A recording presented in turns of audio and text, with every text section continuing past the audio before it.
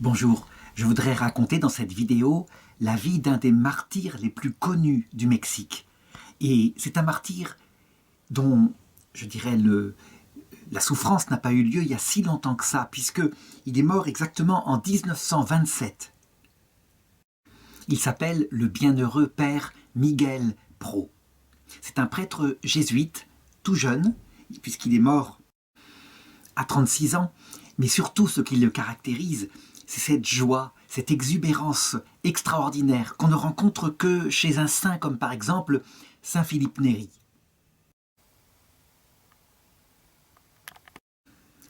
Il savait, il en avait l'intuition qu'il serait martyrisé et il le prenait tout à fait paisiblement, si bien que quelques jours avant sa mort, il avait dit « Tenez-vous prêts à m'adresser vos demandes quand je serai au ciel ». Ça veut dire que ce prêtre-là continue évidemment d'exercer son apostolat sur terre et le nombre de miracles qui sortent suite à l'intercession qu'on peut lui porter est immense. Mais d'abord, je voudrais raconter en quelques mots cet étrange pays qu'est le Mexique, où la persécution anticatholique, alors que c'est un pays profondément catholique, sévit depuis, je dirais, depuis plusieurs siècles. D'abord, il faut se demander pourquoi la persécution frappe si fort le christianisme, religion qui prône l'amour de Dieu en vue de la vie éternelle. En réalité, le Christ avait prévenu. De la même manière qu'ils ont traité le maître, ils traiteront les disciples. Et il faut comprendre le mécanisme qui se passe chez les persécuteurs. Alors, qui sont les persécuteurs ? Eh bien, ils sont de diverses sortes. Et pour le comprendre, il faut d'abord comprendre ce qui résume en quelques mots la bonne nouvelle enseignée par le Christ. D'abord, il enseigne que c'est la vie éternelle qui est la vraie vie, et donc que la vie terrestre n'est qu'un passage. Il y a là un premier sujet de persécution. Ceux qui font cela, par rapport à ce motif-là, sont toujours des habitants de la terre. Ça veut dire des gens qui pensent que c'est la terre seule qui compte et que le paradis est à créer sur terre, que l'idée de projeter dans un autre monde un éventuel paradis est une façon, je dirais, de préserver les avantages, en particulier des curés ou des bourgeois qui se disent catholiques. C'est principalement sous ce motif-là que la persécution se déchaîne périodiquement au Mexique, où des hommes politiques essayent, dans la passion, de prôner des révolutions afin de créer un paradis sur terre. Or, ils constatent très vite que les chrétiens font une résistance soit passive, soit parfois active, et donc la persécution s'abat sur eux. À la période du bienheureux Miguel Pro, on peut dire que principalement de cet ordre-là, ce sont des persécutions venant de francs-maçons, ça veut dire de libres penseurs qui construisent le monde ici-bas et qui tiennent, je dirais, à l'athéisme, une franc-maçonnerie particulière. Et puis d'autre part, des persécutions de type marxiste, ça veut dire l'idée que, en créant un partage équitable et collectif des richesses, on obtiendra véritablement le bonheur sur terre. La deuxième caractéristique du message du Christ, c'est que cette vie éternelle est obtenue en agissant dès cette terre en fonction de deux vertus principales qui marchent ensemble, à savoir une humilité, parce qu'on ne vaut pas mieux que les autres, mais l'amour de Dieu et l'amour du prochain, parce que plus grand que soi, Dieu et le prochain doivent être aimés et servis. Or, il s'avère que, quelles que soient les périodes du temps, les valeurs de ce monde ne sont pas les mêmes, elles sont même opposées à cela. Les valeurs de ce monde, dit saint Jean, c'est la concupiscence de la chair, ça veut dire les plaisirs. La concupiscence des yeux, ça veut dire les vanités, être regardé, être apprécié, être vanté. Et puis, l'orgueil de la richesse, ça veut dire le pouvoir que donne l'argent pour obtenir justement les plaisirs et les honneurs. La conséquence, c'est que lorsqu'un pays est confronté à quelques chrétiens qui véritablement vivent leur foi, qui est une foi vécue dans l'humilité et l'amour, eh bien, ces chrétiens qui croient en Dieu deviennent, par leur existence même, des reproches vivants. En effet, la conscience humaine n'est pas neutre et il est évident que le bien, le vrai, le beau, eh bien, se révèle à tout homme. Et quand on met sa finalité dans l'argent, les plaisirs égoïstes et la gloire, on n'est pas en phase avec sa conscience profonde. Alors, la persécution sort aussi de là. Mais bien sûr, ce qui caractérise ce genre de persécution, c'est toujours les mêmes moyens. comme ce qu'a vécu le Christ. Il est évident qu'on ne peut pas persécuter quelqu'un qui prône l'humilité et l'amour. Et donc, on met en valeur, un peu comme un focus médiatique, les fautes des chrétiens, parce que les chrétiens commettent des fautes, et en identifiant tout leur comportement à ces fautes qui sont exclusivement mis en avant. On n'hésite pas non plus à en produire par de faux témoignages et à manifester l'hypocrisie des chrétiens parce que, évidemment, les chrétiens ne sont pas à la mesure du message du Christ. Jamais, les chrétiens sont tous des pécheurs. La persécution au Mexique va être sanglante, extrêmement violente. Et puis, lorsqu'elle a lieu, par exemple, dans des pays actuels comme l'Europe occidentale, qui sont des États de droit, il ne faut pas croire qu'elle est différente, mais elle n'aboutit pas à des morts. Elle aboutit plutôt à des morts sociales. Ça veut dire que lorsque quelqu'un, par exemple à notre époque, ose dire choses abominables, je dirais, consensus général en France en tout cas, que l'avortement tue des enfants et que l'âme des enfants nous apparaîtra à l'heure de notre mort, où nous serons confrontés à la réalité de ce que nous faisons, eh bien, si quelqu'un ose dire cela dans les médias, en général, il n'est pas réinvité. Il peut même perdre son métier. Alors évidemment, c'est un martyre beaucoup moins douloureux que celui que va vivre le bienheureux père Miguel Pro que je voudrais raconter maintenant. Il naît au Mexique. Il naît exactement dans l'année 1891. Mais le Mexique n'est pas en Amérique du Sud un pays, je dirais, comme les autres. Il s'est passé quelque chose de particulier. Dans un petit village qui est marqué ici au bout de mon doigt et appelé Guadalupe, alors que la conquête espagnole venait d'avoir lieu, donc au XVIe siècle, voilà que la Vierge apparaît à un Indien. C'est un pauvre homme qui est appelé Saint Juan Diego, et cet homme-là reçoit l'ordre de la Vierge, d'une dame magnifique, d'aller porter un message à l'évêque pour construire une basilique, une chapelle en son honneur. L'évêque demande bien sûr un signe, et l'Indien revient vers cette magnifique dame qu'il a vue, qui lui donne le signe suivant. Il doit ramasser des fleurs, il les met dans son poncho, il revient voir l'évêque, il ouvre son poncho, ses fleurs, alors qu'on est hors saison des fleurs, tombent devant l'évêque, et surtout, son poncho est, je dirais, comme sérigraphié par une image magnifique de la Vierge Marie. Une image qui n'est pas faite de main d'homme, qu'on n'arrive pas toujours à expliquer. Une image qui va bouleverser en quelques années la population indienne du Mexique et en faire une population catholique.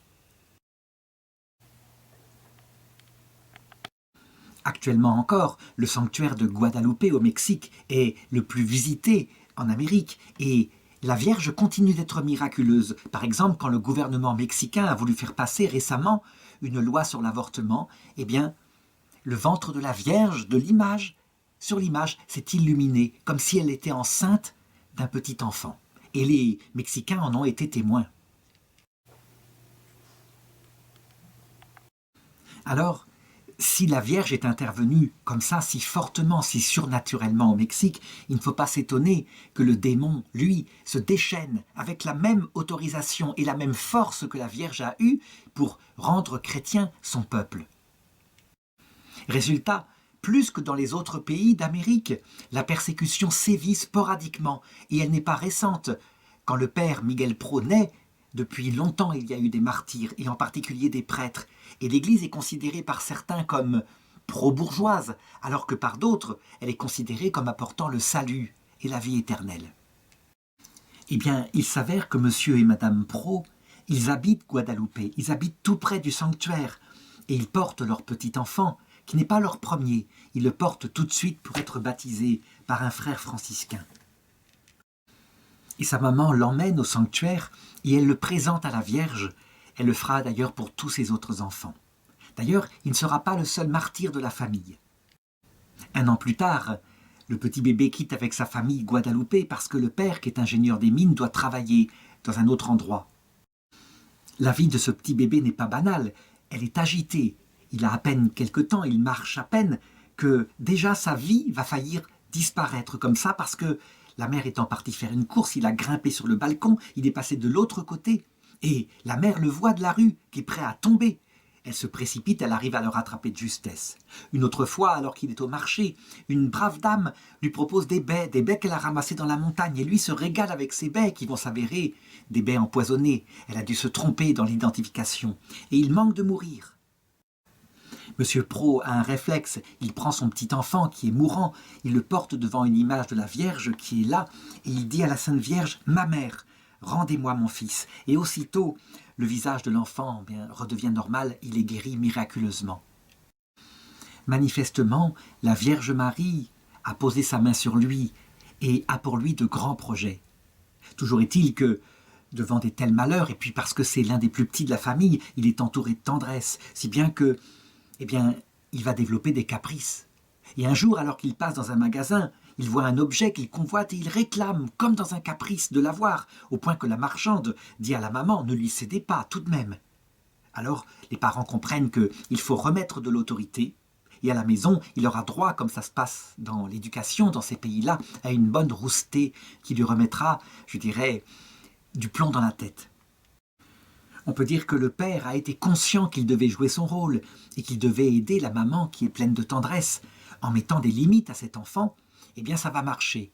Seulement, il garde toute son enfance un caractère prime-sautier, un caractère extrêmement joyeux, et on ne compte pas les plaisanteries qu'il fera à ses camarades partout où il passera. Je voudrais en raconter quelques-unes, tellement ça marque quel genre d'enfant, quel genre de tempérament il a, et je dirais qu'il gardera toute sa vie, y compris dans sa sainteté, avant de mourir martyr.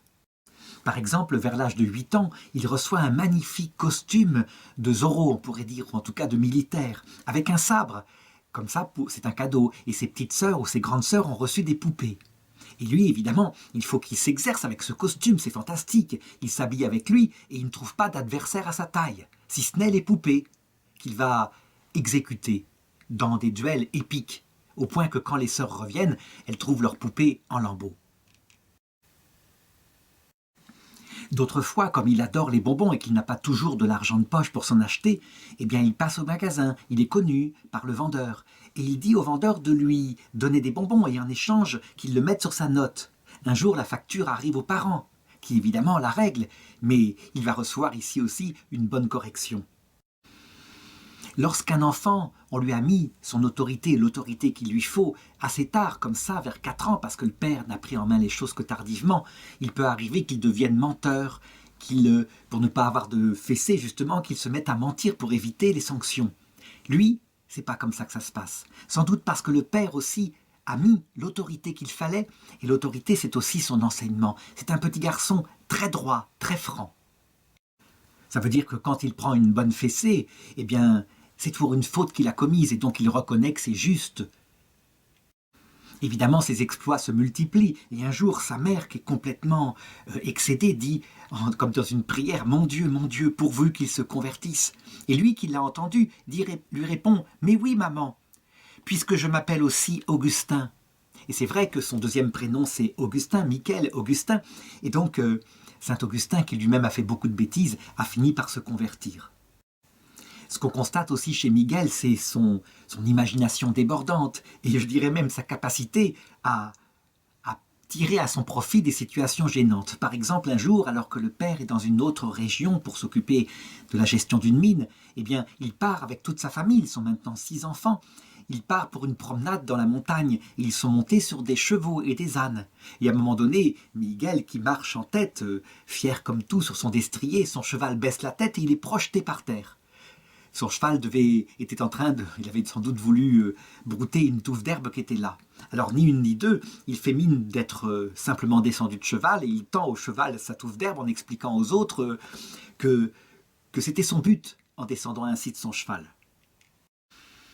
À l'adolescence, pour gagner un peu d'argent de poche, il aide son père, il devient presque le secrétaire de la mine dont il est l'exploitant, et il aide beaucoup les ouvriers. Ça veut dire qu'il met ses compétences qu'il a appris au collège, parce qu'il est très doué, il met ses compétences au service de ces pauvres gens qui ne savent souvent ni lire ni écrire. Mais surtout, il manifeste de plus en plus ce caractère joyeux, ce caractère de bout en train. D'ailleurs, c'est sa grâce, on pourrait le dire, parce qu'il note sur un carnet chaque plaisanterie qu'il pourrait faire, et il s'en sert à l'occasion. C'est son carnet, on pourrait dire, son bêtisier. Il le fait avant que ce soit fait par les télévisions, donc à l'époque contemporaine. À un moment donné, le papa doit se séparer de la maman et des enfants parce que son travail l'emmène dans une région trop désertifiée où ils ne pourront pas suivre les études. Donc la décision est prise. La maman restera avec les enfants. Et c'est ainsi qu'il devient quelque part le chef de famille. Mais évidemment, ce n'est qu'un adolescent. Et donc il s'ennuie. Il lui faut un compagnon pour ses jeux, pour ses joutes. Et il trouve sa sœur aînée, Maria, qui, toute jeune naïve, toute pure qu'elle est, accepte. Et on peut dire qu'elle aurait dû se méfier. Par exemple, un jour, ils sont au marché. Il y a là une vente aux enchères et en particulier un vieil âne, un âne tellement maigre, tellement éthique que ses os percent presque sa peau. Et puis, le bonhomme le met en vente et on voit que les enchères montent. Un pesos, 2 pesos, etc. Et tout d'un coup, quelqu'un crie avec une voix féminine « 2 pesos et demi ». Et c'est la direction où est la sœur. Et voilà qu'elle se retrouve adjugée et propriétaire de ce vieil âne dont elle ne sait pas quoi faire. Et alors lui, entre-temps, il a filé au loin et il s'amuse de cette aventure qui lui fait courir. Évidemment, la pauvre sœur a du mal à se débarbouiller de cette histoire et toute rouge, toute confuse, elle est prête à vraiment le gronder. Et lui, désolé de voir sa confusion, eh bien il lui offre une glace. Et les choses sont réconciliées ainsi. Alors attention, ces plaisanteries ne sont pas toujours du meilleur goût. Et maintenant, il est devenu assez grand. Par exemple, sa sœur a 3 amies de ce même âge, dont une jeune fille qui s'appelle Eva. Eh bien, elles reçoivent tout d'un coup des lettres d'amour non signées. Et évidemment, on ne sait pas d'où elles viennent, mais à un moment donné, l'une d'elles, Eva, se rend compte que ça vient de lui.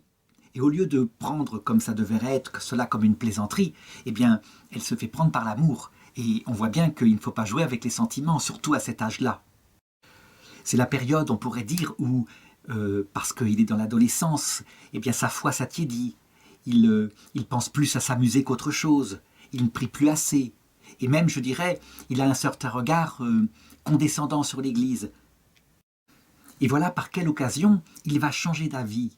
Un jour, sa maman, qui elle est toute dévouée dans des œuvres sociales, mais aussi au service de l'Église, et qui vient de broder un petit ornement d'autel, demande à Miguel de le porter au prêtre de la paroisse. Et Miguel répond sur son ton habituel « Moi, aller chez les curés, il y a des domestiques pour faire des courses. » Et alors Maria, qui a été scandalisée par ce qu'il vient de dire, lui répond « Tais-toi, Miguel, et vas-y, c'est maman qui le dit. » Et donc, il finit par accepter. Et donc, il va porter cela chez le prêtre, qui sont juste sur le départ. Ils doivent partir dans la campagne pour faire une mission. Et donc, spontanément, il l'invite à les suivre et à les aider dans cette mission-là. Pourquoi pas? C'est une occupation amusante et donc il va les suivre et il va assister évidemment à toutes les prédications. Il faut dire que dans son cœur, quelque chose s'est passé.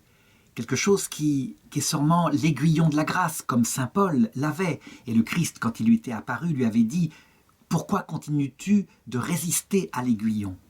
Eh bien, il a failli mourir, tout simplement. Un jour, en allant à la mine, il a coincé son pied sur un rail et il a vu un wagonnet rempli de charbon se précipiter vers lui.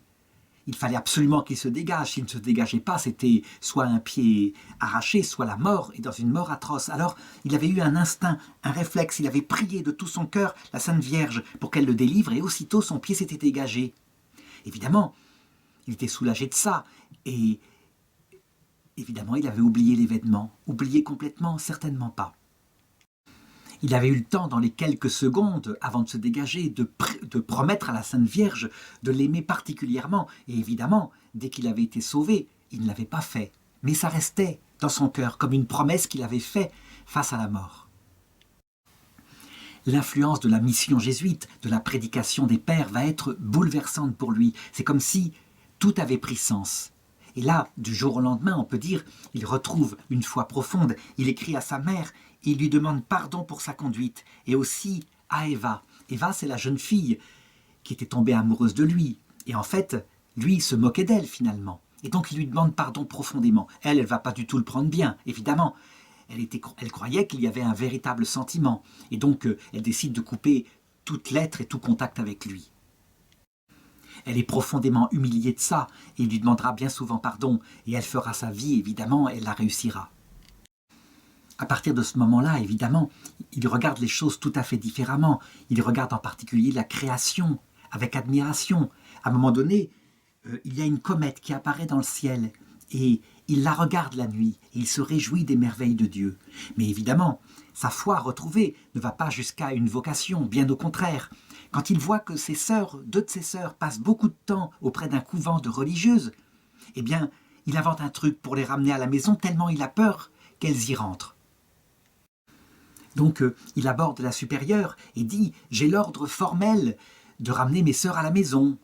Il ne ment pas, quelque part. Seulement, quand ses sœurs lui demandent qui lui a donné l'ordre, est-ce que ce sont les parents? Il répond « Non, c'est le Père éternel ». Et de fait, son intuition se réalise. Voilà que sa sœur Maria lui annonce qu'elle va rentrer pour devenir religieuse. Il en est bouleversé et il lui demande « Mais qui est-ce qui te pousse ainsi à nous quitter ?» Et elle lui répond « C'est Dieu qui le veut ». Alors il lui dit « Dans ce cas-là, je ne peux rien dire. Demande-lui prie pour moi. J'aimerais savoir ce qu'il veut de moi aussi. » Eh bien, à cette occasion-là, on peut dire, et par la prière de sa sœur Maria, son amie de jeunesse, le chemin de la grâce va se faire, si bien qu'à un moment donné, il ne peut plus le nier. Il a la vocation, il est appelé à devenir jésuite. Il en parle à son père, qui est, avec sa mère, bouleversé, parce que c'est quand même le 3e enfant de la famille qui se donne au Seigneur.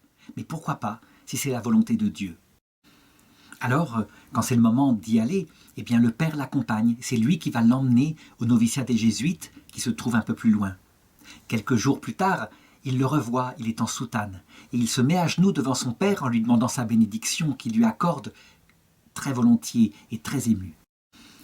Le noviciat chez les Jésuites, c'est une chose compliquée, parce que d'abord, il faut se former à l'obéissance. Il y a un vœu qui est très sérieux. Et d'autre part, les études sont longues. Avant d'être ordonné prêtre, évidemment, il y a des années d'études, parce qu'on veut des intellectuels dans cet ordre religieux qui a été fondé par saint Ignace de Loyola après la réforme protestante. On lui apprend au noviciat, on lui donne les bases, on lui dit « Le jésuite est un homme qui choisit, une fois pour toutes, Jésus-Christ et se met à son service ». C'est pas facile, il est séparé de ses parents et à un moment donné, il a envie de quitter pour retourner. Et le bon père des novices le rassure en lui disant que c'est une phase par où passe presque tout le monde, mais que ça s'arrangera. Donc il reste et il retrouve son caractère enjoué pendant les récréations. Il est le bout en train de ses frères. À un moment donné, par exemple, il grimpe, lors d'une partie de basket, il grimpe au sommet du panneau de basket. Et là, il se met à parler avec un ton solennel, si bien que le bon père qui arrive lui dit « Ah bah, puisque tu es prêt à parler, c'est toi qui feras l'exercice de prédication qui aura lieu à la messe tout à l'heure. » Et voilà. Sa charité passe par sa joie, c'est son tempérament. Mais alors, lorsqu'il est à l'oraison, on constate le sérieux qu'il a devant le Seigneur. Il ne se consacre pas à Dieu par plaisanterie. Sa vocation est une vraie vocation. La grâce mystique fait d'ailleurs son travail et forme son cœur de plus en plus à l'imitation de son maître. Nous sommes en 1913, il a 22 ans et on peut dire que le Mexique connaît de nouveau des événements révolutionnaires. Les Indiens sont dans la révolte, ils sont écrasés dans la misère, les terres appartiennent à quelques propriétaires.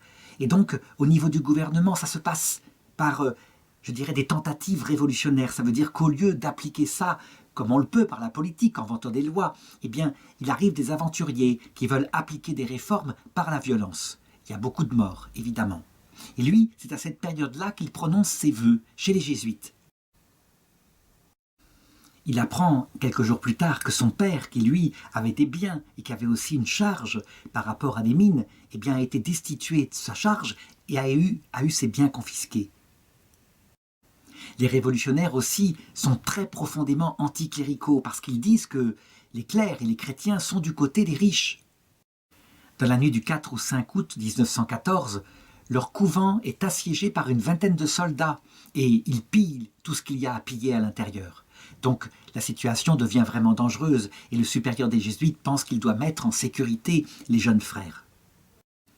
Le 20 août, un décret est promulgué par le gouvernement révolutionnaire qui décide la fermeture de tous les lieux de culte et l'interdiction des messes. Donc il faut fuir, il faut se cacher. Et lui retourne chez ses parents pour quelque temps, le temps que ça se calme. Évidemment, le voyage n'est pas facile. Les gens fuient, ils les prennent pour des révolutionnaires. Et ils savent que, dans ce cas-là, leur vie serait en danger. Il arrive chez sa mère. Avec quelques compagnons jésuites, Et évidemment, ils se réfugient là, ils sont habillés en civil. Lui va se charger, comme d'habitude, de leur remonter le moral. Et il fait des sketchs le soir et il amuse la galerie. Et par exemple, l'une des choses les plus fantastiques qu'il fait, c'est d'imiter avec une espèce de... Enfin, c'est parfait, un des chefs révolutionnaires. On s'y croirait même quand on l'entend et presque on a des frissons dans le dos. La situation devient tellement dangereuse que les supérieurs décident que tous les jeunes qui sont en formation iront passer à l'étranger pour terminer leurs études auprès d'autres maisons jésuites. C'est la meilleure chose à faire. N'empêche que les prêtres se cachent partout. Et il tombe, alors que lui n'est pas du tout prêtre, il tombe sur une pauvre femme qui est en train de mourir et qui appelle, qui supplie pour qu'on vienne l'aider par la religion. Il n'y a personne, alors il se propose, il y va, et sans être prêtre, eh bien, il lui parle du Christ, il la prépare à la mort, et on peut dire qu'il lui donne une bénédiction. Et c'est ainsi qu'il va accompagner pour la première fois un mourant vers le Christ. Peu à peu, ils arrivent à passer aux États-Unis, où là, ils sont accueillis par des confrères jésuites qui s'occupent d'eux. Évidemment, ils ne parlent pas anglais, et lui sert de traducteur pour les autres qui parlent espagnol. Entre-temps, la révolution a fini par aboutir, et un des trois dictateurs qui essayaient de prendre le pouvoir, un des trois réussit, et il gagne, c'est Carranza. Carranza est un anticlérical notoire. Il promulgue des lois qui interdisent tout culte religieux, donc la situation ne s'arrange pas du tout au Mexique. Alors, les supérieurs décident d'envoyer tous les frères qui sont hispanophones pour terminer leurs études en Espagne. Ce sera la meilleure solution. Là, il n'y aura pas de problème de langue. Et donc, ils partent en bateau. Nous sommes le 21 juin 1915. C'est en pleine Grande Guerre. Évidemment, la traversée n'est pas sans risque. Mais en principe, le navire qui a pavillon américain devrait être protégé par cela contre les sous-marins allemands. Alors, il continue d'être blagueur. Il a les billets pour le bateau et il passe le premier. Et les frères qui sont derrière, évidemment, n'ont pas les billets. Et qu'est-ce qu'il fait? Parce qu'ils n'ont ni billets ni argent, c'est lui qui a tout. Ils sont arrêtés pour vagabondage. Et lui va les laisser comme ça mariner 4 heures après tout. On a le temps, le bateau n'est pas encore en partance. Il ne change vraiment pas. Évidemment, l'Ancien Monde est une découverte fantastique, avec, je dirais, son histoire qui est millénaire par rapport au Mexique, qui a une histoire précolombienne, mais qui est autre chose. Et puis, il y a les saints qui ont vécu là, comme par exemple en Espagne, Saint Jean de Dieu. Et puis, il va sur les traces de Saint Ignace, le père fondateur de son ordre. Saint Jean de Dieu a fondé tout ce qu'on pourrait qualifier d'hôpitaux catholiques, un siècle avant que Saint Vincent de Paul ne le fasse aussi en France. Alors les études sont extrêmement sévères. On a en particulier des prêtres qui sont des professeurs d'une très grande rigueur, et un en particulier qui a des tics, qui menace en disant « vous travaillez peu, vous travaillez pas assez, et on ne comptera pas vos larmes lorsqu'arriveront les examens en fin d'année. » Lorsqu'arrivent les examens en fin d'année, voilà que chacun sur son pupitre a un mouchoir. Eh bien, c'est le frère Miguel Pro qui l'a posé, tout simplement pour que leurs larmes puissent être étanchées. Encore une de ces plaisanteries. D'ailleurs, il y a un mot sur chaque mouchoir, veuillez déposer ici vos pleurs. Ses talents sont incroyables. Les autres sont toujours pliés de rire et de joie en le voyant. Il a tous les talents, il est équilibriste, caricaturiste, compositeur, mime. Bref, c'est un sketch ambulant. Mais attention, ce talent qui évidemment pourrait développer en lui de l'orgueil est accompagné d'une grande humilité. Ça veut dire qu'au fur et à mesure, on peut dire, sa foi s'approfondit.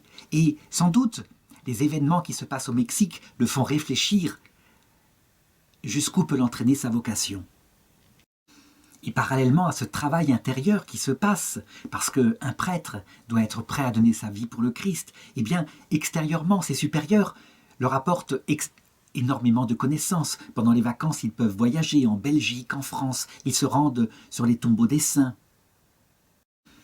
Les supérieurs leur font même visiter des innovations très intéressantes, comme par exemple la fondation en Belgique, dans la ville d'Angien, de la JOC, la Jeunesse ouvrière chrétienne. Voilà quelque chose qui peut donner des idées, parce qu'un chrétien doit être tout à tous, et surtout au Mexique, où il y a tellement de tentations d'ordre marxiste violentes.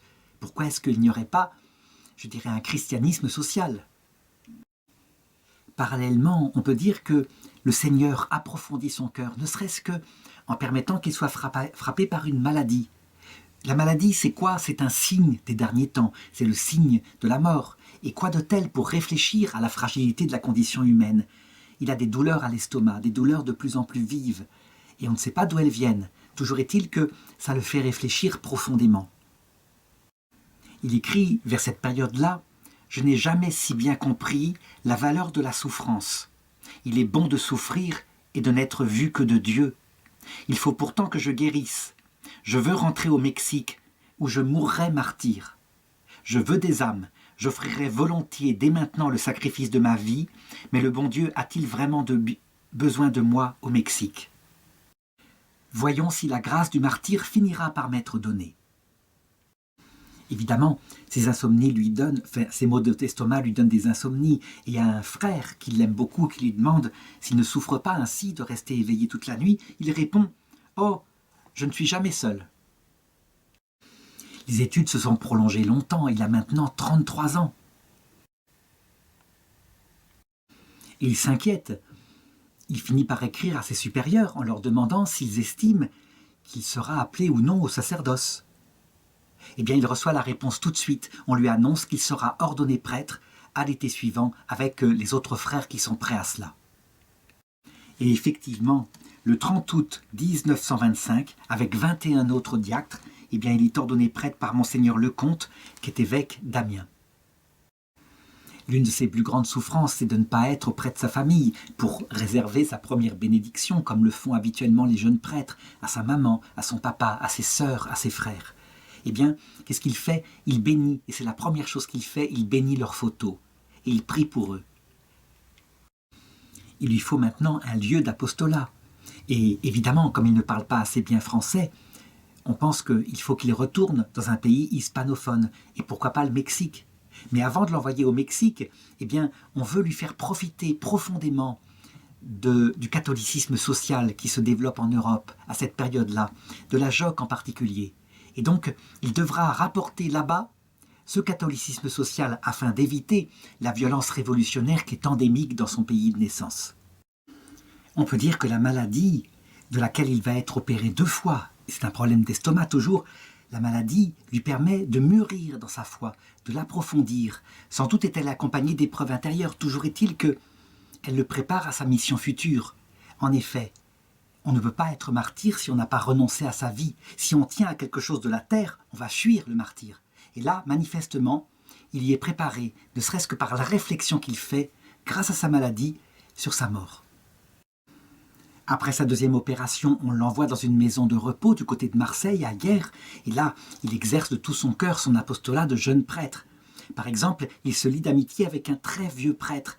Eh bien, c'est lui qui va l'accompagner sur son lit de mort et qui va lui donner les derniers sacrements. Il va aussi réconcilier avec l'Église pas mal de personnes âgées qui sont en haine des curés en particulier, parce que peut-être ils ont subi un traumatisme dans leur jeunesse. Un vieillard, par exemple, qu'il arrive à apprivoiser en l'invitant à goûter, en plaisantant avec lui et en le réconciliant avec l'Église avant de l'accompagner pour son voyage dans l'au-delà. C'est pourquoi maintenant, on le prie très souvent lorsqu'une personne ne veut pas entendre parler du prêtre et que la mort approche, et on est souvent exaucé. Enfin, le 21 juin 1926, sa convalescence n'étant pas terminée, mais tout de même, après un petit passage à Lourdes où il consacre sa vie à la Sainte Vierge, il est rappelé par son père supérieur et il prend le bateau pour le Mexique. Il ne débarque pas en portant sa soutane, mais en vêtements civils. Il va directement voir son père supérieur au Mexique, et là on lui apprend que la situation s'est considérablement aggravée. En effet, par un jeu d'élection plus ou moins truqué, est arrivé un président qui est profondément et haineusement anticlérical. C'est le président Calles.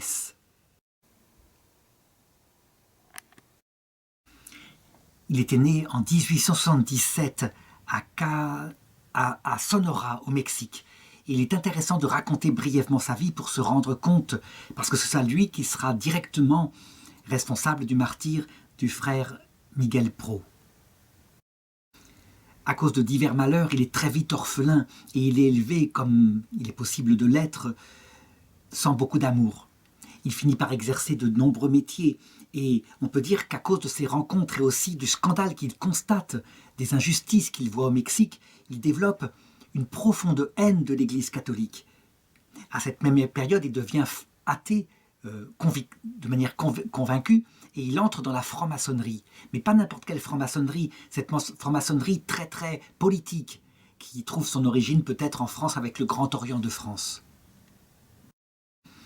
Toujours est-il qu'il se mêle de politique, il veut créer un Mexique qui se développe. Et donc, à l'occasion des aléas révolutionnaires, il finit par être nommé général parce qu'il s'est battu bien dans une des guerres qui émaillent cette époque. Et il devient gouverneur d'une région dans laquelle, on ne peut pas le nier, il développe des choses qui sont bien pour le peuple, comme par exemple, il ouvre des écoles. Il impose des impôts aux sociétés industrielles qui lui permettent de faire des œuvres sociales pour les pauvres, comme par exemple de l'aide aux vieillards, des hôpitaux, etc. Il lutte avec une très grande férocité contre l'alcool, et il fait même fusiller à un moment donné un ivrogne qui provoque abus alors que l'alcool a été interdite. Lorsqu'il est élu à la présidence, eh bien, il applique une réforme agraire. Il se déclare même successeur du grand révolutionnaire Emiliano Zapata. Le problème, c'est que toutes ces réformes sociales sont accompagnées par l'idéologie marxiste. Ça veut dire qu'il a pris chez Marx la certitude que toute cette injustice sociale qu'il constate vient de l'Église, profondément, qui est un peu l'opium du peuple, qui empêche le peuple de se révolter. Est-ce qu'il a totalement tort? En fait, il constate que de grands propriétaires terriens sont souvent des gens qui, en tout cas extérieurement, présentent un catholicisme de façade. Alors évidemment, autour de cette idéologie, c'est là que, quand il arrive au pouvoir, il se met à appliquer des lois profondément anticléricales, qui avaient été d'ailleurs votées dans la Constitution mexicaine en 1917. Et lui, il les applique avec une grande violence, avec ce même sens de la violence, je dirais arbitraire, qu'il avait utilisé pour lutter contre l'alcoolisme. Il applique la même méthode dont il a entendu parler en France. Ça veut dire qu'il décrète qu'à telle date précise, les instituts religieux seront dissous, les biens de l'Église complètement confisqués et assimilés par l'État pour être ensuite distribués aux pauvres.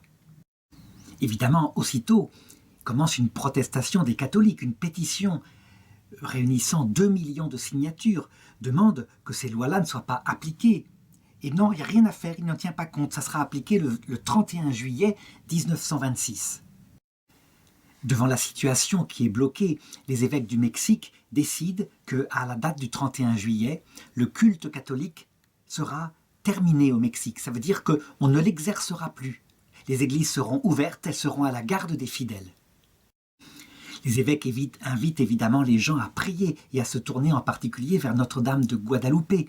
Des milliers, des dizaines de milliers de pèlerins se rendent au sanctuaire. Le Père Pro est là, il vient d'arriver et il va confesser des jours et des jours. Les catholiques qui ont plus de notions de droit décident de s'associer et de fonder la Ligue de défense des libertés religieuses.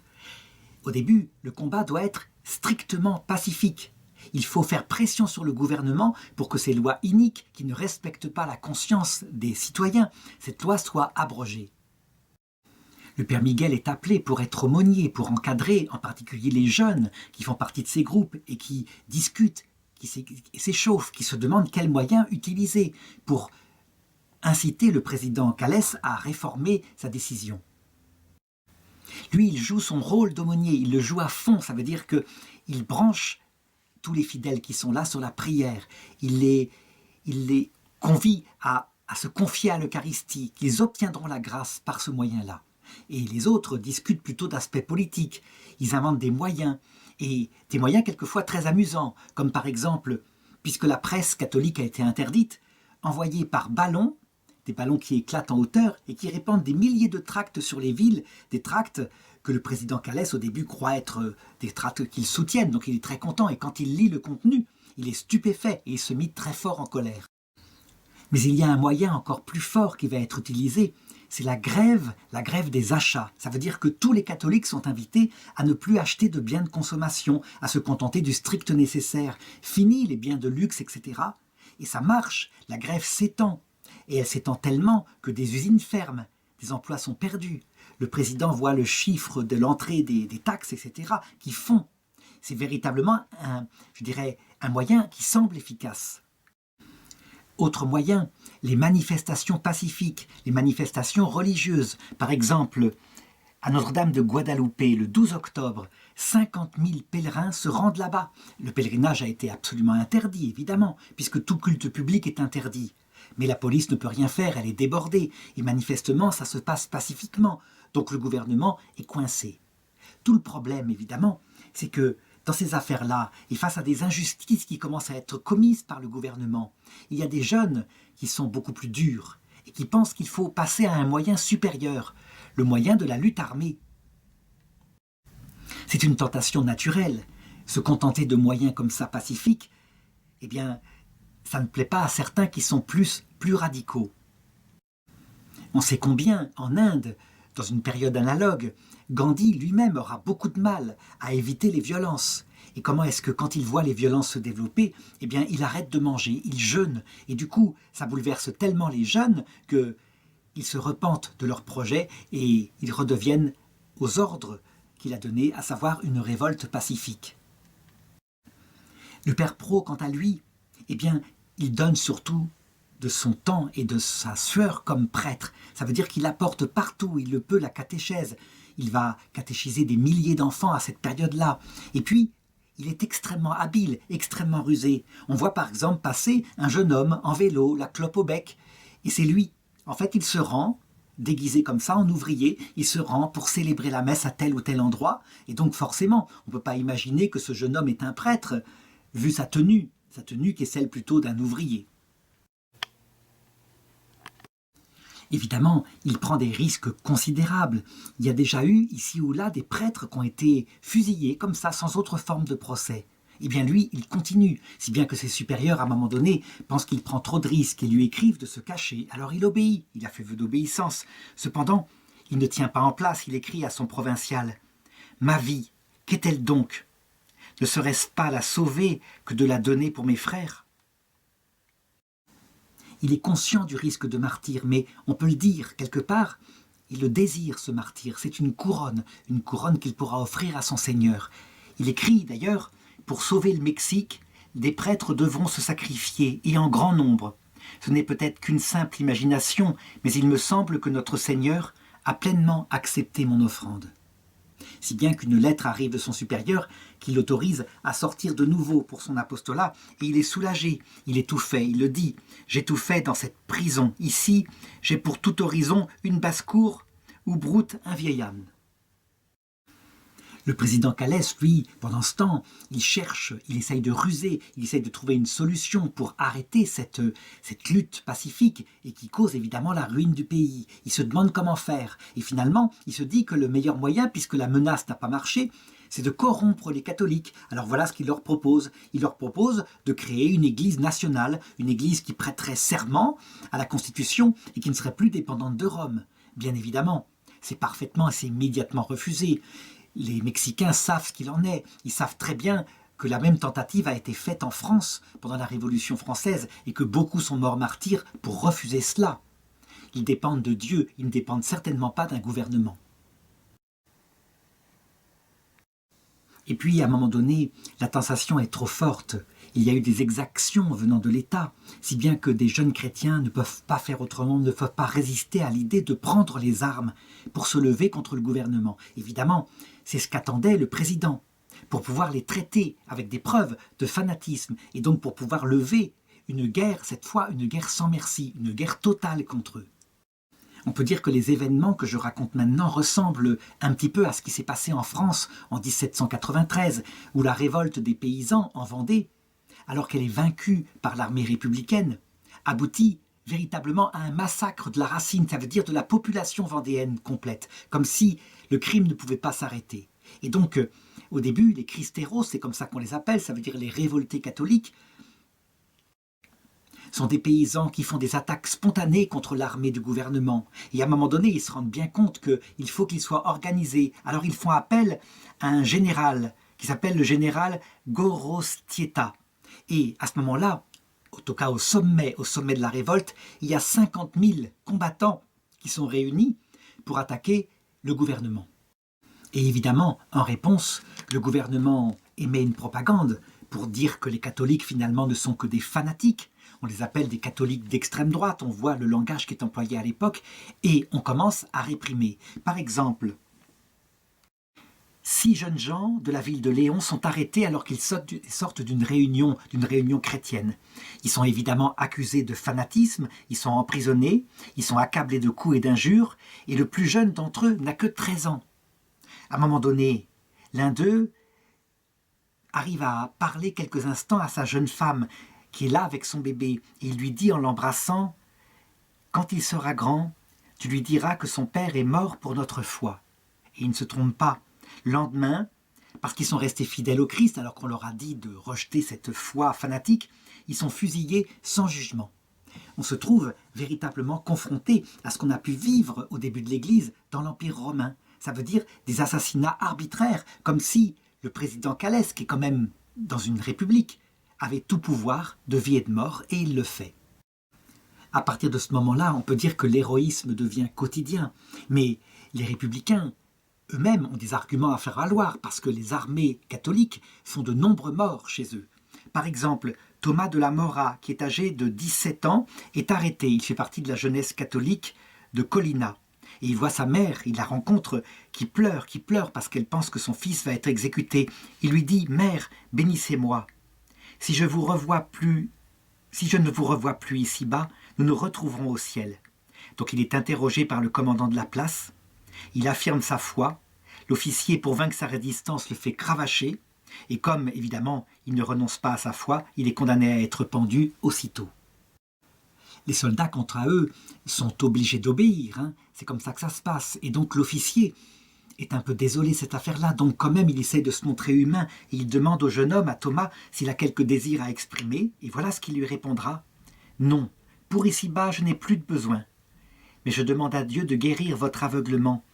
Et je veux prier pour les miens, pour ma pauvre maman, pour mon pays et pour l'Église. » Et l'officier lui demande « Et pour toi, tu n'as rien à demander ?» L'autre répond « À quoi bon ?» Et ensuite il crie « Vive le Christ roi !» Vive le Christ roi, ce sera le cri de ralliement de ces Christéros, dont certains sont donc militarisés, tandis que le père Miguel Bro, lui, il n'en est pas question. Son travail de prêtre est un travail dans le pacifisme. Pas question pour lui d'encourager à prendre les armes.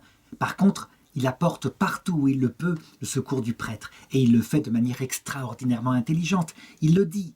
Comment se fait-il qu'il puisse durer si longtemps sans être arrêté?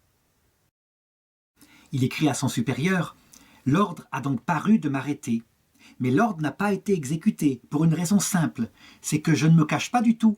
Je fais ce que j'ai à faire à la lumière du jour, et même à la lumière électrique, puisque l'autre ne me suffit pas. » Et en effet, qui pourrait remarquer ce jeune homme qui circule parfois à bicyclette, comme je l'ai montré, clope au bec, casquette sur la tête avec ses outils d'ouvrier, ou alors, par exemple, une fois, alors qu'il est suspecté par des policiers qui voient ce jeune homme qui passe comme ça, il voit dans la rue une jeune fille qu'il connaît par ailleurs parce qu'elle a assisté de nombreuses fois à la messe, il l'approche et il la prend par le bras, et ce sont deux amoureux qui se promènent comme ça, donc qui pourrait le soupçonner? Il ne peut pas être un prêtre puisqu'il est avec son ami. Et il est tout à tous. Il ne s'occupe pas seulement des sacrements, de catéchiser, il s'occupe aussi de la grande misère qui se développe. Comme il fréquente les milieux bourgeois, les milieux riches, dans lesquels il est toujours avec un costume impeccable, on dirait un dandy, et qu'il fréquente aussi les milieux les plus pauvres, eh bien, il fait passer depuis les milieux riches aux milieux pauvres, par son intermédiaire, des richesses pour aider les pauvres. Il tient ce qu'on appelle un centre de charité, qui pourrait être une sorte de banque alimentaire, de banque des biens les plus nécessaires. Et, je dirais, il exerce ce ministère-là avec 20 autres personnes qui l'aident. Évidemment, son ministère finit par être connu, et on compte sur la dénonciation qui viendra pour l'arrêter. Lui continue, sans se priver, sans avoir peur, dans la joie totale, avec toujours ce même caractère enjoué. Comment se fait-il qu'il ne craint pas pour sa vie? Parce qu'il l'a déjà donné. C'est véritablement, on peut le dire, l'effet de ce qu'il a médité qui fait qu'il a cette force spirituelle pour affronter les plus grands dangers. Il sera arrêté, eh bien il mourra, il aura la palme du martyr. Il n'attend que ça finalement, mais sans prendre aucun risque, avec extrêmement d'intelligence au point qu'il dure comme ça des mois et des mois. Les gens pourtant le connaissent. Par exemple, on a mis à ses dispositions une automobile de luxe et il se promène dans la ville avec son costume. En fait, il se rend pour célébrer la messe. Un jour, on lance dans sa voiture un colis et le colis roule sur le siège arrière. Il s'arrête, il se demande ce que c'est et il regarde, à l'intérieur il y a un bébé. En fait, c'est tout simplement une famille qui, ne sachant pas comment s'occuper du bébé qui vient de naître, le lui ont confié. Alors, il le récupère, il le met sur le siège avant, évidemment à une embardée, le bébé faillit, manque de rouler par terre, donc il le rattrape de justesse et il se rend compte que ce n'est pas un objet, c'est un bébé. Alors il le ramène à la maison et un de ses frères va tout simplement l'adopter et s'occuper de lui. C'est Umberto qui s'en occupera et ce petit garçon sera appelé José de Jésus. On lui en confiera 6 autres au cours de ces mois d'apostolat qu'il fera avant sa mort. Personne n'échappe à son ministère. Il passe partout et personne ne le dénonce. Il passe entre les gouttes. Par exemple, il va à l'orphelinat, là où sont les jeunes filles qui ont été abandonnées. Alors, il leur célèbre la messe, il leur donne le catéchisme. Et puis, après ça, il y a tout un spectacle qu'il improvise pour les faire rire, pour leur redonner de la joie. Il se sert de ses talents de bout en train et c'est extraordinaire. Il réussit même à s'introduire dans la prison où sont enfermés nombre de catholiques qui vont être exécutés parfois, pour leur amener de la nourriture. Il se fait passer pour un dignitaire étranger qui a une mission d'entraide, de la Croix-Rouge par exemple. Évidemment, les gardiens ne se doutent de rien, et ils célèbrent parfois la messe. S'ils savaient qui ils ont, celui qui est tellement recherché, évidemment, ils le feraient tout de suite arrêter. Il n'en garde pas moins son caractère enjoué. Par exemple, une blague qui date de cette époque-là, qui manifestement, on pourrait se dire, mais c'est pas le moment de le faire. Un jour, il croise sur son chemin une dame qui promène un petit chien de luxe, en laisse. Et cette dame discute avec d'autres dames. Il a l'idée d'aller détacher discrètement le chien, qui évidemment se sauve, au grand cri de la dame qui a perdu son chien. Et lui, quand il se rend compte qu'il a fait une bêtise, qu'elle y tient beaucoup, qu'elle en a besoin, alors il court, il rattrape le petit chien, il lui ramène, et évidemment, elle n'a jamais deviné que c'était lui qui l'avait lâché. Ses nuits aussi sont bien remplies. Il écrit des lettres pour encourager des prisonniers, pour leur donner le courage d'aller jusqu'au bout. Et on peut dire qu'on pourrait multiplier les anecdotes qui lui arrivent dans cette période troublée. Par exemple, il va même célébrer le mariage d'un mort. Alors la situation est celle-ci. À un moment donné, un catholique est arrêté et il est mené au peloton d'exécution. Les militaires l'entourent et le placent contre le mur. Et cet homme-là dit qu'il entend une voix à l'intérieur de lui qui lui dit « Sauve-toi, sauve-toi donc, sauve-toi maintenant !» Une voix très forte qu'il répète, il hésite, d'où est-ce que vient cette voix, et donc il décide, il se met à courir, il se sauve, il prend la sortie, il s'enfuit. Les militaires sont stupéfiés, ils ne s'attendaient pas à cela. Et donc personne ne prend son fusil pour lui tirer dessus. Ils ne savent pas quoi faire, c'est une grosse bêtise qu'ils ont faite, ils vont être sanctionnés.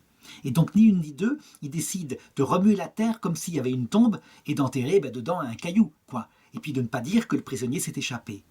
Quand le prisonnier arrive auprès du père Miguel Pro, eh bien, il lui raconte qu'il était fiancé, qu'il devait se marier, et le père Miguel va les marier, tous les deux. C'est donc le mariage d'un mort qui a échappé à la mort, grâce à son ange gardien.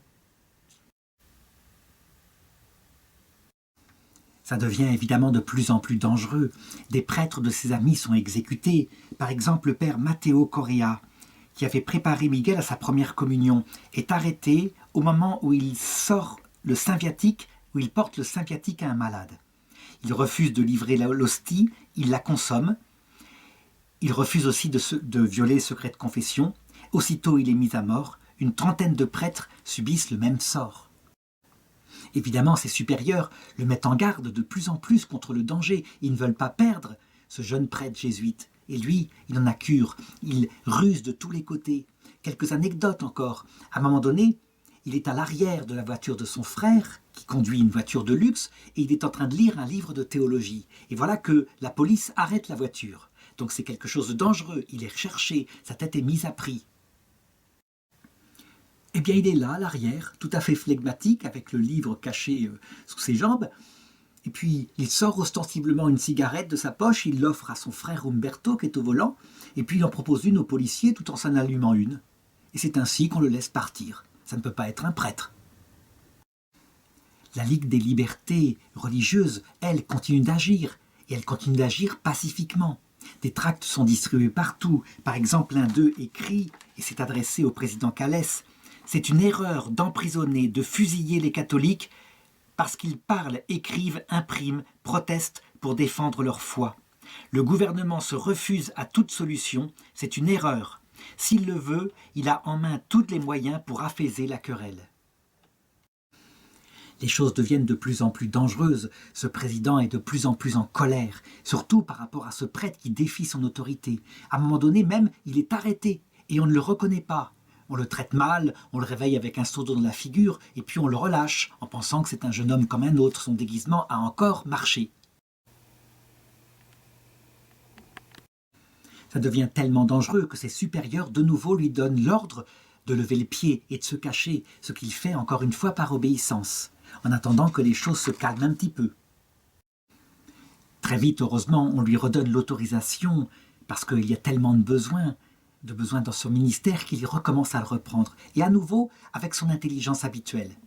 À un moment donné, par exemple, il vient pour célébrer la messe dans une maison où se réunit un certain nombre de femmes.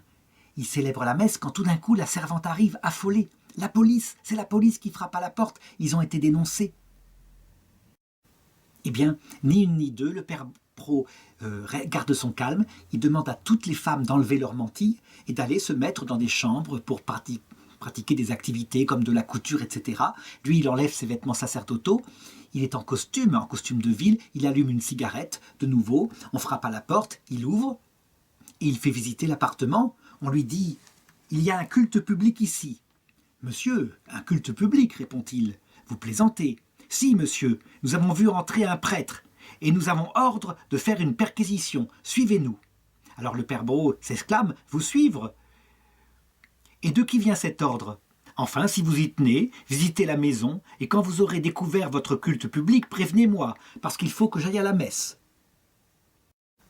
Il croit avoir affaire au propriétaire des lieux, qui est un petit peu mondain, un petit peu dandy, et qui plaisante avec ces affaires-là.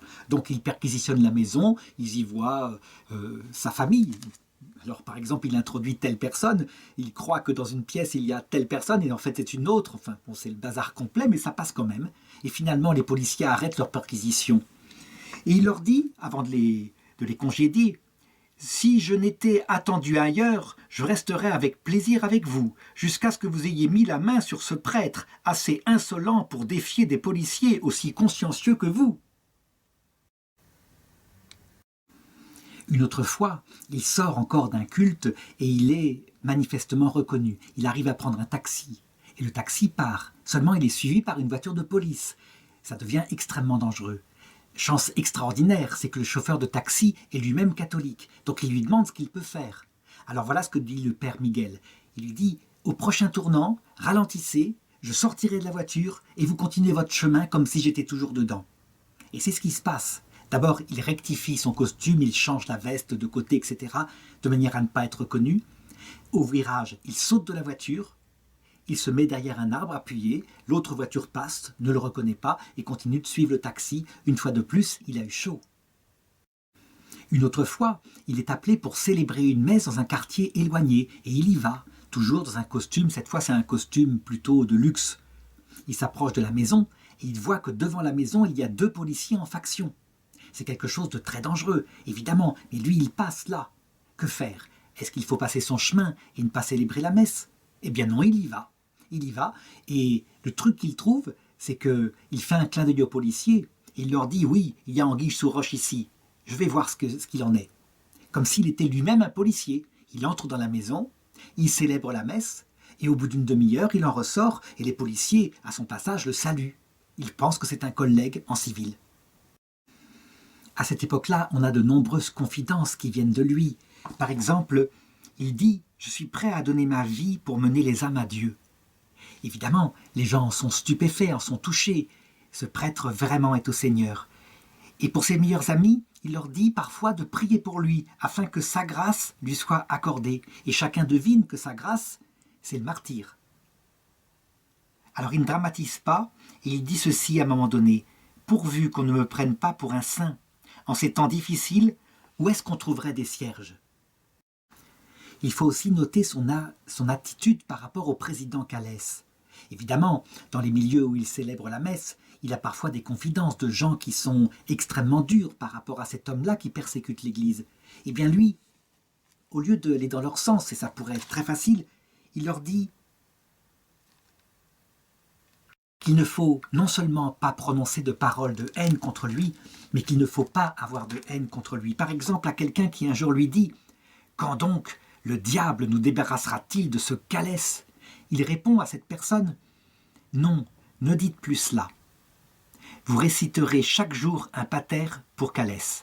Quant à moi, je réserve parfois une intention de messe pour lui, comme je le fais pour ma mère. » Son attitude par rapport à la section militaire de la Ligue des droits, eh bien son attitude n'est pas positive. On ne peut pas dire qu'il les condamne, mais en même temps, avec l'Église hiérarchique d'ailleurs, il n'est pas pour qu'on utilise le meurtre et la guerre civile afin de défendre les droits des chrétiens. Cette section militaire d'ailleurs s'est créée sans l'aval de l'Église hiérarchique ni des évêques. Et à un moment donné, depuis Rome, on leur demandera de cesser le combat. Ce qu'ils accepteront par obéissance. Quant au président Calès, au lieu, je dirais, d'accepter ce qu'il avait signé comme contrat, ça veut dire en échange de ne pas mettre de répression, il profitera du fait qu'ils ont déposé les armes pour faire assassiner pratiquement 5000 Christéros, les grands chefs de cette révolte. Il faut dire que c'est une guerre civile extrêmement violente. Elle a fait, dit-on, 60 000 victimes parmi les soldats de l'armée et 30 000 victimes parmi les Christéros. En tout cas, le président, lui, utilise le mensonge, un petit peu d'ailleurs, comme je l'ai dit, ce qui s'est passé lors de la Révolution française dans la répression contre les Vendéens. Le père Miguel Bro, lui, continue son apostolat, avec toujours sa façon de se déguiser. Il va même un jour jusqu'à prendre le métro ou le bus, et il y a à cette époque-là, partout qui sont collées sur la ville, des affiches qui indiquent, je dirais, cette révolte catholique. Alors lui, il se promène et il a collé lui-même sur son veston à l'arrière des timbres qui viennent de cette propagande-là. On pourrait dire, mais c'est de la folie, il va se faire prendre, c'est une publicité vivante. Mais pas du tout. Les gens pensent qu'en fait, il est victime d'une plaisanterie, qu'on lui a collé les étiquettes dans le dos à son insu et qu'il ne s'en est pas aperçu. Donc les gens rient et ils ne se rendent pas compte que c'est le père Miguel Bro qui va à son apostolat. Alors je voudrais raconter maintenant ce qui va finalement aboutir à l'arrestation du père Miguel Bro. En fait, c'est à l'occasion d'un attentat raté de jeunes contre un candidat au présidentiel. Les présidentielles au Mexique s'approchent et il y a un candidat franc-maçon qui doit se présenter, qui est profondément anticatholique, qui veut continuer le même combat. Et ce candidat a pris place dans une voiture. Ces jeunes se sont postés au coin de la rue et ont fabriqué des engins explosifs. D'autres sont dans une vieille voiture, une Essex qui suit la voiture du candidat. Et à un moment donné, elle passe à côté de lui et les objets sont lancés dans la voiture, ils explosent. Mais comme ils sont mal conçus, ils ne font aucune victime. Pendant ce temps, la vieille voiture se sauve de la plus grande vitesse qu'elle peut. Mais elle est poursuivie par la deuxième voiture qui était dans le convoi. La poursuite est en pleine ville. La voiture qui les poursuit tire. Et à un moment donné, l'un des jeunes qui est dans la voiture est atteint en pleine tête. Le candidat, quant à lui, n'a aucun mal, et on le félicite d'avoir échappé à un tel attentat.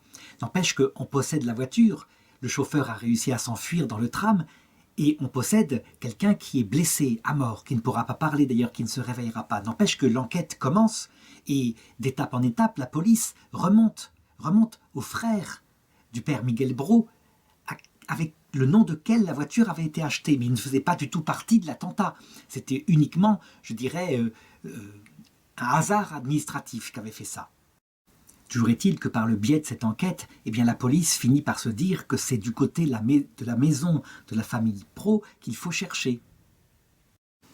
Les trois frères sont réunis ce soir-là, ils discutent de la situation, ils décident que 2 d'entre eux partiront dès le lendemain pour les États-Unis, tandis que le père Miguel, lui, décide de rester pour continuer son apostolat.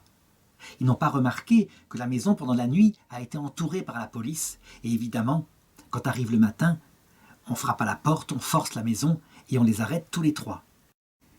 Pendant que les militaires sont en train de défoncer la porte, le père Bro réveille ses frères et il leur donne l'absolution. Il donne ensuite à sa mère ses vêtements sacerdotaux en lui disant « Je vous laisse mes ornements, on va me tuer ». La maman est affolée et en même temps profondément paisible. Elle lui donne une cape pour la nuit parce qu'elle pense qu'ils vont être mis en prison et que ça durera un certain temps. Elle lui prend un petit crucifix et c'est ainsi qu'ils sont arrêtés tous les trois et portés dans la prison de la ville. Les cachots sont étroits, sombres, mais ils sont là avec des compagnons et en particulier avec celui qui a organisé l'attentat. Et le père Brault, lui qui est en costume civil, eh bien, il met sa joie habituelle, il leur donne le moral, il les encourage et il célèbre aussi, comme il le peut, la messe. Les gardiens en témoigneront plus tard. Il plaisantait avec eux et il l'aimait beaucoup. Il était plein de joie. De temps en temps, il criait « Vive Notre-Dame de Guadalupe, vive le Christ roi !» comme si l'allégresse était là parce qu'il allait bientôt voir le Seigneur. Les interrogatoires se succèdent et il apparaît bientôt que, évidemment, ils n'ont participé aucunement à l'attentat contre le candidat. Il n'empêche que, au niveau de la presse, on dit qu'on a arrêté les frères Brault et donc le président en fait des fanatiques déterminés, presque les chefs de la révolte. Ce qu'il faut aussi remarquer, c'est l'attitude des policiers. Ils font leur travail, ils arrêtent les gens parce que c'est comme ça. Mais Bazaille, le policier qui a arrêté les trois frères, est désolé. Et donc il donne des renseignements au fur et à mesure à la maman et aussi à une de leurs sœurs. Et il dit que peut-être un pot de vin, quelque chose comme 7000 pesos pourrait peut-être obtenir leur libération, mais il n'est pas sûr. Il n'est pas sûr que ça marche cette fois-là, tellement c'est une affaire grave, c'est une affaire politique. Calès, lui aussi, il suit cette affaire avec attention. Il hésite à aller au procès. Il sait très bien que s'il y a un procès, les choses seront jugées à peu près justement et leur innocence sera reconnue. Or, il veut absolument détruire la religion catholique, donc il se demande comment il peut faire. Il réunit le ministre de la Défense et il s'énerve et il se met en colère et il lui demande d'immédiatement aller à la prison pour exécuter lui-même les prisonniers. Le général Cruz lui objecte qu'il faut au moins faire mine de respecter les formes légales. On ne peut pas faire une exécution comme ça arbitraire. Et le président lui répond « J'ai donné mes ordres, exécutez-les, vous en rendrez compte ». L'autre est pris par une haine qui ne se contrôle pas.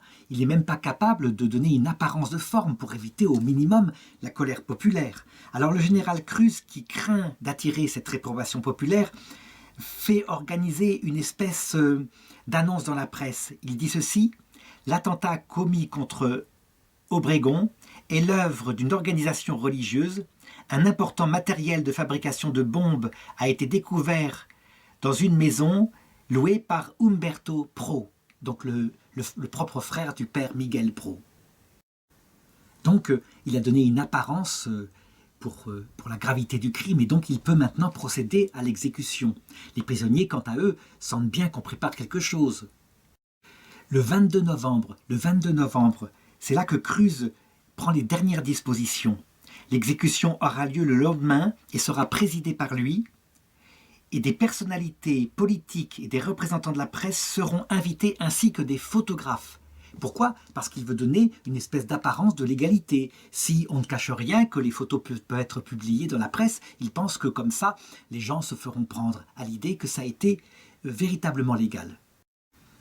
Dans l'après-midi, il y a même des journalistes qui peuvent passer à la prison et qui posent des questions au père Pro. « Vous êtes prêtre ? » ?»« Oui, monsieur, je suis prêtre et jésuite. » Et donc on l'interroge. « Avez-vous quelques déclarations à faire ?» Il répond « Non, aucune.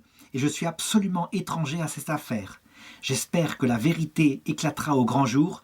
Je n'ai pris aucune part au complot. » Les prisonniers sont laissés dans l'absolue expectative. Ils ne savent pas quel va être leur sort. On les interroge même l'après-midi, si bien que le père Pro pense que peut-être on va les mettre devant un tribunal régulier.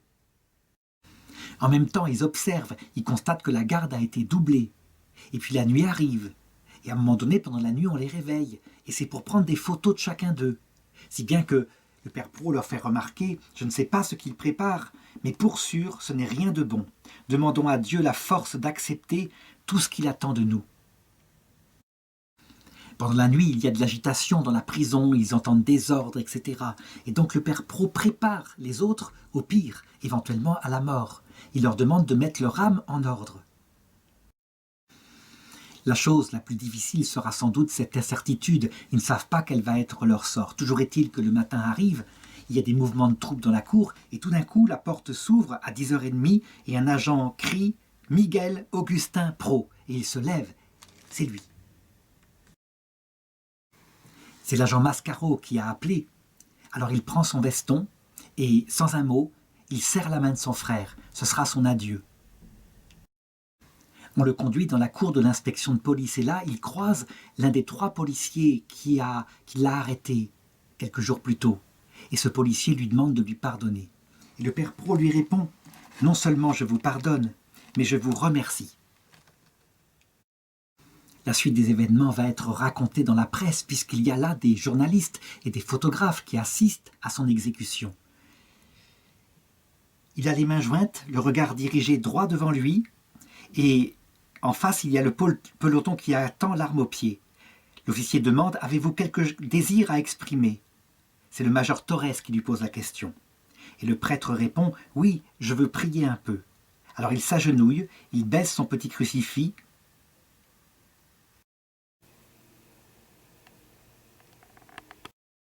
Ensuite, il se relève. On veut lui bander les yeux, il refuse. Il veut regarder le peloton en face. Et puis, il se met les bras en croix. Il tient dans sa main son petit crucifix et dans l'autre main son chapelet.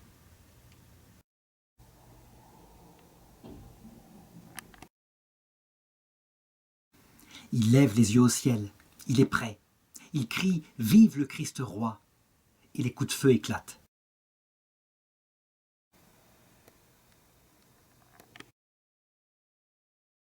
Il tombe par terre, il est encore vivant. Alors un officier s'approche pour lui donner le coup de grâce.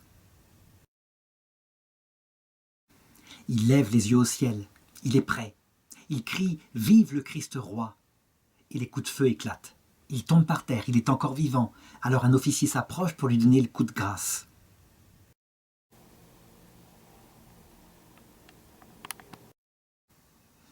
Ensuite, on va chercher l'auteur de l'attentat qui s'appelle Segura, qui lui-même est exécuté. Et enfin, Umberto Pro, le frère. Lorsqu'il voit les corps qui sont par terre, eh bien, il passe à côté d'eux et puis il va mourir de la même façon, courageusement. Seul Roberto est épargné parce que, entre-temps, il y a eu une intervention par le consul d'Argentine qui a réussi à faire surseoir son exécution. La petite sœur Anita, qui est dans la rue, a entendu les détonations. Et elle apprendra par la rumeur que ce sont ses frères qui ont été exécutés. Elle ira à l'hôpital, elle obtiendra même la permission de transférer leur corps rue Panuccio. Le père, lui, apprend l'exécution de ses 2 fils par les journaux. Et il vient tout de suite. Où sont mes fils? Je veux les voir. Et il vient. Il se met dans la foule parce que, en fait, des milliers de gens veulent voir le corps des martyrs. En fait, cette espèce d'assassinat politique produit l'effet inverse de celui qui était attendu. Le père lui-même est dans la foule et il y a Umberto à côté de lui qui s'impatiente par tout ce monde. Et il dit « Calme-toi, mon enfant. Ce n'est pas ainsi qu'on va voir le corps des martyrs. » Il arrive près des corps, il y a la petite sœur Anita qui est là, qui se jette dans ses bras. Il lui dit « Ma fille, il ne faut pas pleurer. » Le président Calles ne peut rien faire. Il a commandé cet assassinat arbitraire, mais évidemment, maintenant qu'il y a des étrangers, des corps diplomatiques qui viennent voir le corps des martyrs, il ne peut pas agir contre. Le cercueil du père Miguel Pro est installé et on met dessus le Saint-Sacrement dans l'ostensoir pour une adoration du Saint-Sacrement et la foule se presse, elle passe devant le cercueil. Une maman est là qui passe avec son fils de 10 ans, et elle lui dit « Mon enfant, regarde bien ces martyrs. Rappelle-toi ce que tu vois maintenant. Quand tu seras grand, tu sauras comment on donne sa vie pour le Christ, et, s'il le faut, tu sauras mourir comme eux. » C'est incroyable de constater comment le sang des martyrs est source de chrétiens. Ça veut dire que le gouvernement est complètement dépassé. À l'heure des funérailles, c'est une foule considérable qui se presse devant la porte. Ce ne sont pas des funérailles, c'est un triomphe. Et les gens crient « Vive le Christ roi !» et la foule récite le chapelet. On peut dire que dans sa haine aveugle, le président Plutarco Calès a créé un martyr. Mais en fait, c'est une âme réellement martyre qui était venue au Mexique d'ailleurs en étant prêt à recevoir le martyr.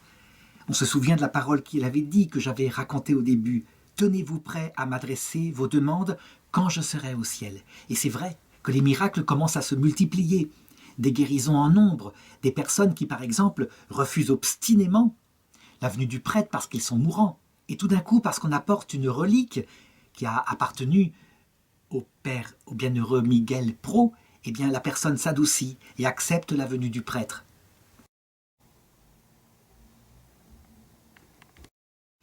Le fait le plus important qu'on peut noter, c'est le réveil splendide catholique au Mexique qui suivra cet événement-là. Le martyre du bienheureux père Miguel Pro a eu lieu le 23 novembre 1927. Il est exactement 10h38.